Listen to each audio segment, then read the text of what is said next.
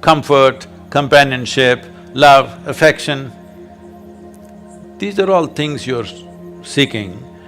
I know a whole lot of people have raised human emotions to heavens.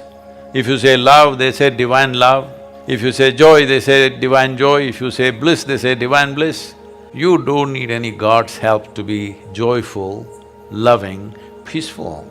As a human being, you're endowed with these qualities. So all those who deprived themselves of that, they either seek God or they settle for a dog.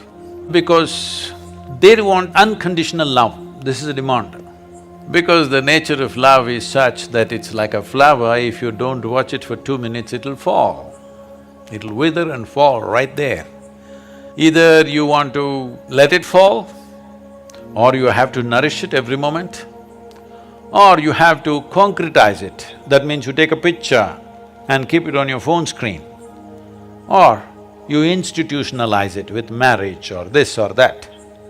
But you cannot institutionalize joy or peace, like right now we think United Nations is the institution for peace. No, you cannot institutionalize peace. You cannot institutionalize joy. You cannot institutionalize love or anything for that matter. So I'm not talking against institutions, but institutionalizing things that happen within a human being is a silly effort. Love gets tedious, somebody's fondness gets very tedious, comfort gets tedious. Because the nature of life is, it wants to constantly expand. If there is no room for expansion, it doesn't matter you are kept in a… whatever is the most wonderful palace, it'll get tedious. All the heaven-bound people, they don't know how bored they will be within 3 days in that place of goodness. The very nature of a human being is such. Only if you are a pet animal, if you have reduced yourself to that, you're just happy with the meals that you're getting and somebody is fondling you once in a way and you're happy with that. For that you must be a pet animal, you should not be born as a human being. Once you're born as a human being, it is natural wanting to break barriers. The barriers are not really physical. Whether you build your own house or you live in your parents' house or you live in a slave master's house, the house and walls are not the barrier. It is all within us. Before you realize that, or how soon you realize that, will lead to either transformation or frustration. See, do not separate seekers and non-seekers, everybody is a seeker. Some quickly compromise, some endure. There is nobody who is not a seeker. Some seek and forage within their own limitations, some seek in a safe manner, some seek dangerously. But there is nobody who is not a seeker, everybody is a seeker.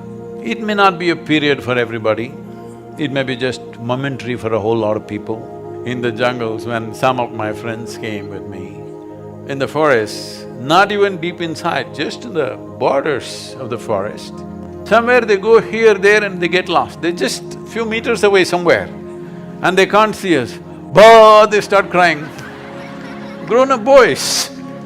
I've been lost in the forest for days and weeks, don't know where the hell I'm going. I know if I keep walking some road, something will come. Because I know how wide Western Ghats are.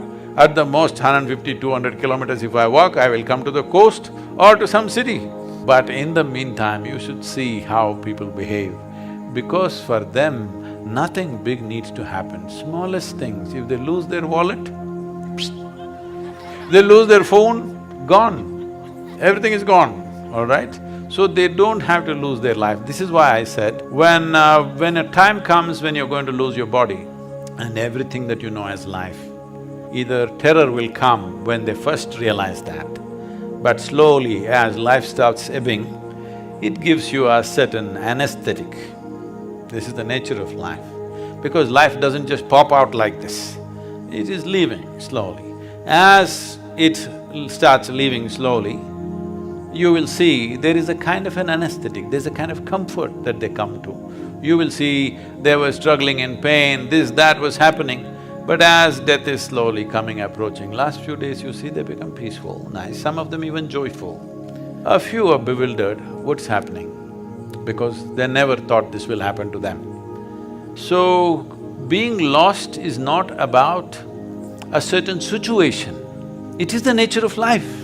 You have been given the intelligence to find out what is the nature of life. If you did not have the intelligence, if you were like any other creature, none of them have those problems. They're never lost, they're all fine. Physically, they may be lost in the terrain sometimes, but otherwise they're just fine. They never feel lost. This is the greatest privilege that human being has. You can be lost. Just believe me, if you cannot be lost, obviously you're chained, isn't it? See, these days I've seen, especially in United States, people are taking their children with a… what do you call this, like a dog leash. There is a thing where you can shorten the leash or lengthen the leash according to the traffic and whatever else is happening. A child is running, it's on a leash. Maybe it's a practical solution, I'm not commenting about that. But one who is on the leash or a chain cannot be lost, isn't it? You need to understand, being lost is a great privilege because you are not on a chain.